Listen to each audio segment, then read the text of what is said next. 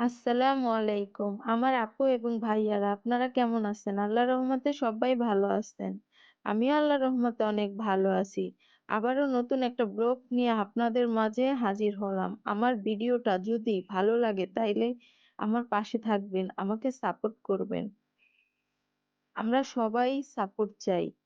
সবাই সবার পাশে থাকবো ইনশাল্লাহ। এই ওয়াদাই করি সবসময়। আমি আজকে ভিডিওটা সকাল সকাল শুরু করছি। আমি একটু ডাক্তারের কাছে গেছিলাম।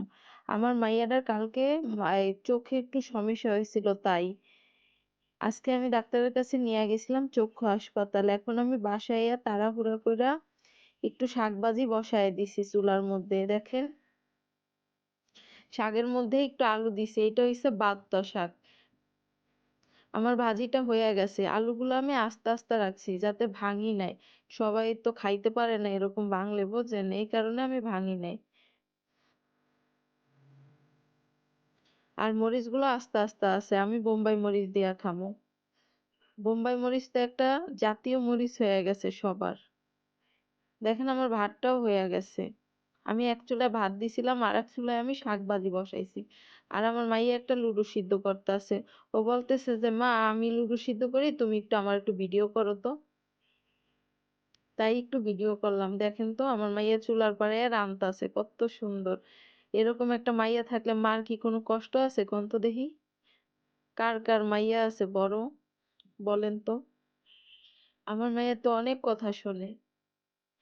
এখন আমি চিংড়ি মাছটা ভুনা কইরা নিমু তড়িঘড়ি কইরা। কারণ আমার সব কাজ পইড়া রইছে। আমি আজকে ডাক্তারের কাছে গেছিলাম তো, এই কারণে আইয়া তাড়াতাড়ি হাঁটতে পারি নাই, বুঝছেন? এই কারণে এখন আমি তাড়াতাড়ি রাইন্দা বিছনাগুলা গুছামু, গোসল করমু, তারপরে আবার ভিডিও ভয়েস দিমু, তারপরে নামাজ পড়মু, তারপরে খামু। বুঝছেন কত কাম কোন তো? এই কারণে আমি তাড়াহুড়া করে তাড়াতাড়ি রান্নাটা আইয়াই বহায় দিছি। এখন আমার চিংড়ি মাছগুলা ভাজা হইয়া গেছে।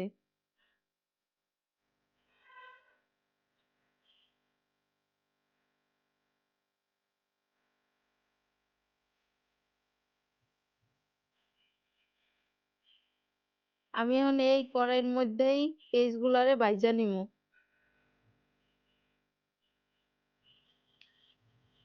আমরা সবাই ব্লগ করি, সবাই ভিডিও বানাই। যারা যারা আমার ভিডিও বানাই তাদেরকে জানাই অসংখ্য অসংখ্য ধন্যবাদ। যেমন জীবনে একটু কিছু করার আমরা চেষ্টা করতেছি। আমরা পারি বা না পারি তার কোনো গ্যারান্টি নাই, কিন্তু চেষ্টা করতে তো কোনো সমস্যা নাই কোন তো দেখি। যারা যারা চেষ্টা করবো একদিন না একদিন ঠিক সফল হবো ইনশাল্লাহ। এটাই ওয়াদা। আল্লাহর কাছে হাজার শুকরিয়া আদায় করি যে যেন সবাই আমরা একদিন সফল হই। আচ্ছা, আমার কথার মাঝে যদি কোনো ভুল হইয়া থাকে তাইলে আপনারা ক্ষমা দৃষ্টিতে দেখবেন। আমি এমনি তো একটু কথা কম কইতে পছন্দ করি, বুঝেন? কথা বেশি কইলে আমি আউলাই হেলাই। তাই আমি একটু বক বক বেশি বেশি কম মিলায় ঝিলাই করি। এখন আমার পানিগুলারে ভরা হইয়া গেছে। পানি এক দাঁত দিয়ে আমি রানতাছি, আর এক দাঁত দিয়ে আমি পানি বইরা হালাইছি। আর এই যে মসলাটা দেখতাছেন এটার মধ্যে হলুদ, মরিচ, টমেটো সব আমি এক কইরা পরে মাখায় রাইখা দিছিলাম। এখন আমি পেঁয়াজ ভাইজা পেস্টটার এই পেঁয়াজের মধ্যে আমি দিয়া দিছি মসলাটা। এরকম নাকি মাছ ভুনা করলে যাই করুক অনেক নাকি স্বাদ হয় সবাই বলে, তাই আমি একটু দেখলাম যে তাড়াতাড়ি কইরা দিয়া দিছি।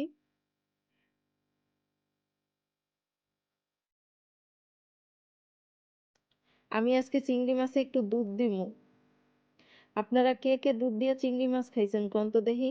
অনেক মজা লাগে তো, জানেন এটা? আর আমার আপুরা তো আমার থেকে ভালো রাঁধতে জানেন। আমি তো একটু পারি না, বুঝছেন? আমার রান্না অত মজাও হয় না। আর এইটা অবশ্যই ঠিক, যার রান্না তার কাছে মজা হয় না। মনে হয় কি, যত কিছুই রান্ধুক পাশের বাড়ির থেকে একটু তরকারি দিলে মনে হয় কি ওই তরকারিটাই মনে হয় অনেক মজা। আমরা ওইটাই সুন্দর শখ করে খাই, বুঝছেন? সবাই, আমি একা না। আবার কেউ যদি না রাইন্দা মনে করে না আজকে আর রান্ধুম না, আজকে একটু তরকারি দিয়ে গেছে ও দিয়েই খাবো, তাইলেও দেখবেন ভালো লাগে কেউ যদি একটু কিছু দেয়।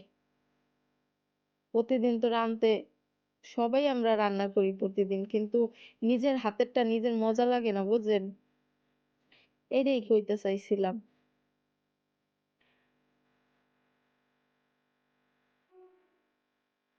কিন্তু বিশ্বাস করেন আজকে চিংড়ি মাছ ভুনাটা না অনেক মজা লাগছে।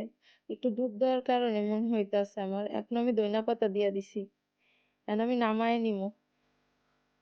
একটু মসলা একটু বেশি বেশি হয়েছে বুঝছেন, আমার পোলাপানেও একটু মসলা পছন্দ করে। সব জিনিসেই গরুর গোশত রানলে, মুরগি রানলে, তারপরে মাছটা তো খায় না অবশ্যই। এই যে আমার মাছ ভুনাটা হইয়া গেছে।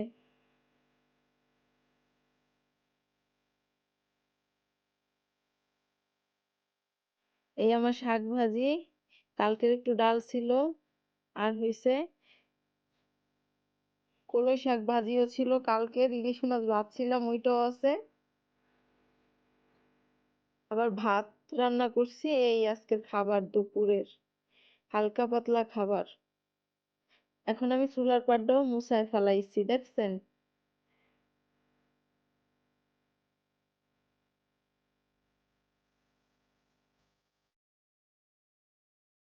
সুন্দর করে চুলার পর মুছাইলে এত যে ভালো লাগে বলার বাহিরে বুঝলেন।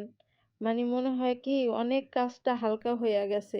টেবিল মোছানো, বিছনা ঝাড়া, তারপরে হইছে এই চুলার পর মুছানো, পানি ফুরানো, এই কাজগুলা যদি থাকে করা তাইলে মনে হয় রাজ্যের কোনো কাজ নেই। আর যদি এই কাজগুলা থাকে তাইলে মনে হয় কি অনেক কাজ রয়েছে। আমি সন্ধ্যার সময় একটু মিষ্টি আলু সিদ্ধ করছিলাম, ওইটাই খাইছি, আর ওই ৩-৪ পিস রইছে।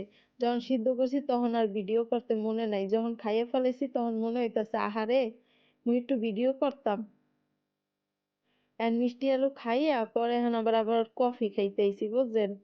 বরিশাল্লা মানুষ তো, বরিশাল্লা না সরি বাংলাদেশি মানুষ তো, মানে চা কফি না হইলে আর হয় না, যা কিছুই খাই। এখন খামু, খাওয়ার পরে এত গ্যাস্ট্রিকে চাপ দেবো বুঝছেন, রাইতার তারপর আর ভাত খাই নাই। এটা তার আম্মেগুলাকে আমি শেয়ার করতারি না যে গ্যাস্ট্রিকের এই সমস্যা। আমার অনেক আপু বই এই সমস্যা আছে বুঝছেন, কেউ শিকার পাক আর কেউ না পাক। আর গ্যাস্ট্রিকও হইছে এখন জাতীয় রোগ হিসাবে দাঁড়াইছে বুঝছেন, অনেকের আছে। এখন আমি এই যে টিভি দেখতাছি আর কফিটা খাইয়া লইতাছি, আর আরেকজন এনে বইয়া মোবাইল টেপতাছে দেখছেন। এই কফি খাওয়ার পরে আবার অনেকটি থালবাড়ি হইব, ওগুলার আমি একটু পরে আবার ধুমু বুঝছেন। আর মাইয়া মাইনষের তো এই কাম। পোলাটাই আমার ঘুমাইতেছে। এখন আমি এই যে খাওয়া হয়ে গেছে চা, এই থালবাটি যে আবার তা আমার এই দোয়া লাগবো কন্ত দেখি, তার সাথে থুইয়া দিমু কার লেগা, মুই এই সব ধুইয়া হেলাইলাম।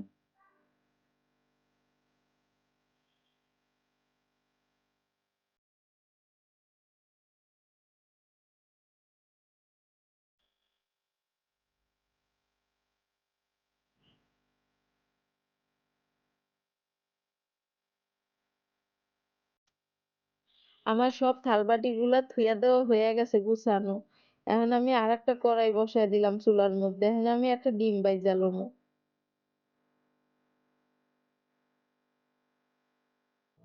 আমার মাইয়া বলছেন এই ডিমেই খায়, আমি ওগুলোকে তো আরো আগে শেয়ার করছিলাম, পেঁয়াজ ছাড়া মরিচ ছাড়া, খালি একটা শুকনো মরিচ দিতে কয়, এত যে কি লেগে মরিচ খায় বুঝছেন আমি নিজেও কইতারি না।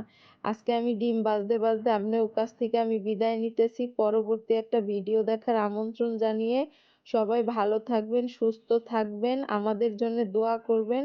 আমিও আপনার লেগে সব সময় দোয়া করি। আল্লাহ হাফেজ, আসসালাম।